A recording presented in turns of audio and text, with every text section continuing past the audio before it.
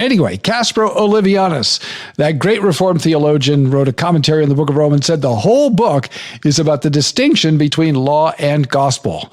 And that's because it is. That's why he said that. If you don't get that distinction, you won't get the book. And that's why I say it's in three parts, basically law, gospel, and sanctification, or our new life in Christ.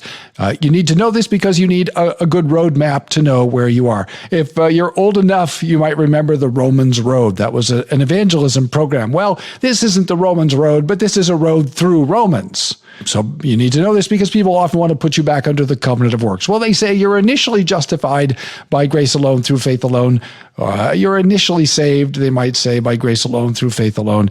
But in order to be finally saved or finally justified, you have to do your part. And so your good works become either the ground or instrument of your alleged final justification or your alleged final salvation. Of course, that's all false.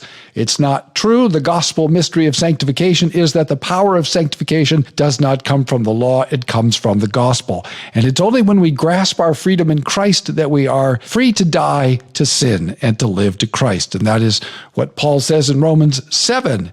And in that way, it may be, as I said last time, that Romans 7 is a kind of turning point in the book of Romans. And if we don't get that, then we might miss the message of the whole book. What does it mean to distinguish law and gospel? It means to distinguish between the covenant of works, which says do this and live, and the covenant of grace.